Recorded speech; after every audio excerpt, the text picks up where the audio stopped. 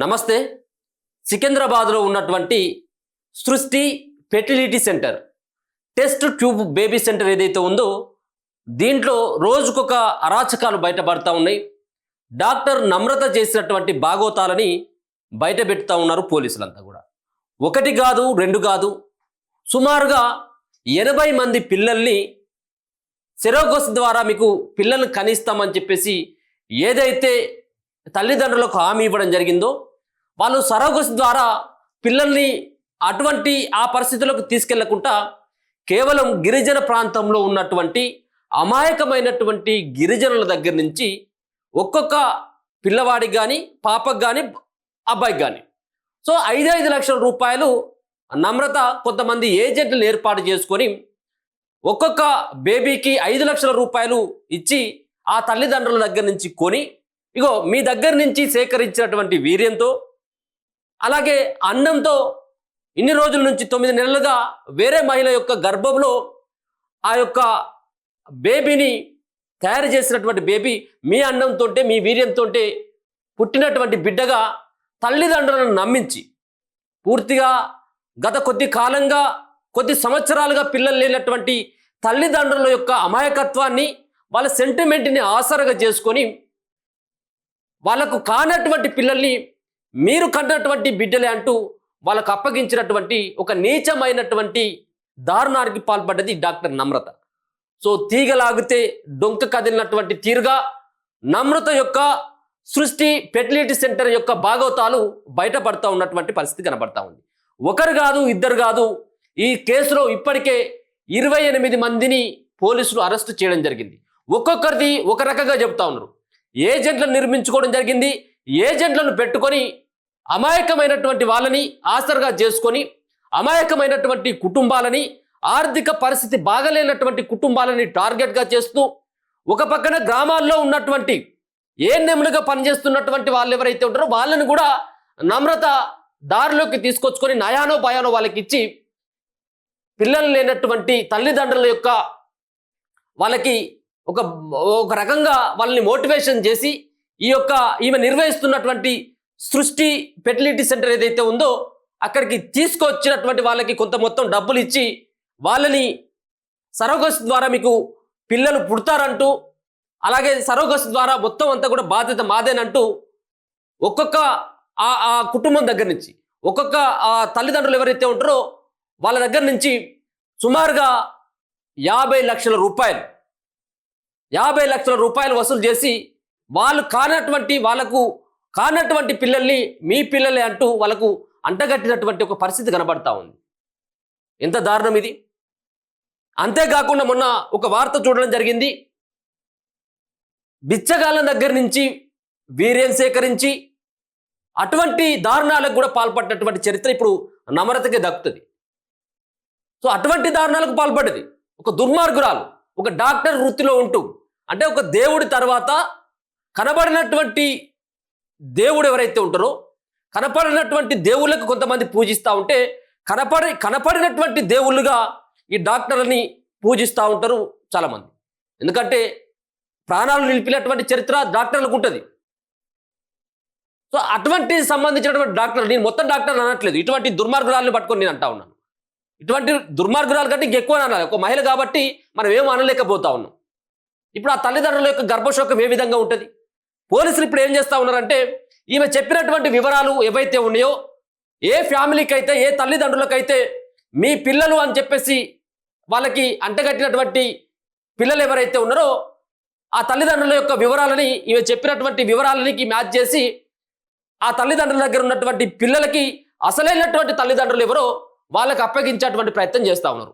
మరి నమ్రత యొక్క చేతుల్లో చిక్కి ఆమె యొక్క మాయ మాటలకి మరి బలైనటువంటి వాళ్ళు ఇప్పుడు మరి ఆ పిల్లలే సర్వస్వంగా బతుకుతున్నటువంటి ఆ కుటుంబ సభ్యులు ఇప్పుడు ఏం చేయాలా? ఒక పక్కన ఆ తల్లిదండ్రులకి విడగొట్టింది, ఆ తల్లిదండ్రుల దగ్గర ఆ పిల్లల్ని విడగొట్టింది. మరో పక్కన ఇప్పుడు ఈ తల్లిదండ్రుల దగ్గర నుంచి కూడా, ఇప్పుడు కన్నటువంటి వాళ్ళ దగ్గర నుంచి కూడా, ఎంతో ప్రేమగా పెంచుకుంటున్నటువంటి వాళ్ళ దగ్గర నుంచి ఇప్పుడు పోలీసులు ఆ పిల్లల్ని అసలైనటువంటి తల్లిదండ్రులకి చేర్చేటువంటి పరిస్థితి కనబడతా ఉంది. ఎంత దారుణమైనటువంటి సంఘటన! తీగలాగితే డొంక కదిలినట్టుగా ఇప్పుడంతా కూడా ఈ విషయమే చర్చ నడుస్తూ ఉన్నది. ఇదంతా కూడా కేవలం తెలంగాణ రాష్ట్రానికో హైదరాబాద్ నగరానికే పరిమితం కాలేదు, యావత్ దేశంలో కూడా ఈమె యొక్క మూలాలు ఉన్నట్టుగా తెలుస్తా ఉన్నది. ఇగో సృష్టి కేసులో తీగలాగితే డొంక కదులుతుంది. సికింద్రాబాద్ సృష్టి ఫెర్టిలిటీ కేసులో రోజుకో సంచలన విషయాలు వెలుగులోకి వస్తుంది. ఇప్పటికే ఈ కేసులో అరెస్ట్ అయిన వారి సంఖ్య 24కు చేరింది. పోలీసులు దర్యాప్తును మరింత ముమ్మరం చేశారు.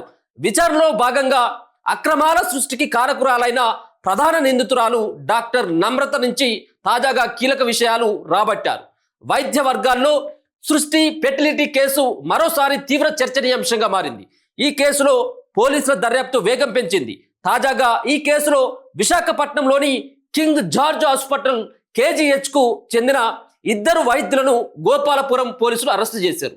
ఇప్పటి వరకు తెలంగాణ వివిధ సంబంధించిన ప్రాంతంలో ఉన్నటువంటి వాళ్ళని పట్టుకొస్తే ఇప్పుడు విశాఖపట్నంలో ఉన్నటువంటి కింగ్ జార్జ్ హాస్పిటల్లో ఉన్నటువంటి 2 వైద్యులను సైతం గోపాలపురం పోలీసులు అరెస్ట్ చేసిండ్రు. అంటే ఆ హాస్పిటల్ ద్వారా కూడా ఈమె ఇటువంటి అరాచకాలకు పాల్పడ్డదని స్పష్టంగా అర్థమవుతా ఉన్నది. ఇప్పటి వరకు అరెస్ట్ అయినటువంటి వాళ్ళది 28కి చేరిందట. అరెస్ట్ అయిన వారిలో మత్తు వైద్య విభాగాధిపతి డాక్టర్ వాసుపల్లి రవికుమార్, ప్రసూతి విభాగం అసిస్టెంట్ ప్రొఫెసర్ ఉషాదేవి ఉన్నారు. ఇక వాసుపల్లి రవికుమారు మాజీ ఎమ్మెల్యే తమ్ముడు కావడంతో ఈ కేసులో మరో రాజకీయ కోణాన్ని కూడా తీసుకురాబోతుంది. చూడు ఎంత దుర్మార్గులు ఉన్నారు. ఇక్కడ ఆడవాళ్ళు ఉన్నారు, మగవాళ్ళు ఉన్నారు. ఇది వరకు ఇదే కేసులో అరెస్ట్ అయి బెయిల్పై విడుదలైన డాక్టర్ విదులత కూడా కేజీహెచ్ పిల్లల విభాగంలో పనిచేశారు. వైద్యులు కేజీహెచ్లో విధులు నిర్వహిస్తూనే సృష్టి ఫెర్టిలిటీ ఆసుపత్రిలో వైద్య సేవలు అందించేవారని ఆరోపణలు ఉన్నాయి.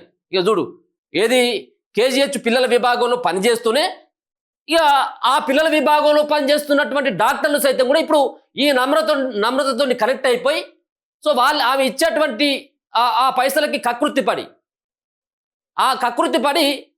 ఇటువంటి దారుణాలకు ఒక అసిస్టెంట్ ప్రొఫెసర్ లాంటి వాళ్ళు కూడా ఇటువంటి దారుణాలకు పాల్పడ్డారట.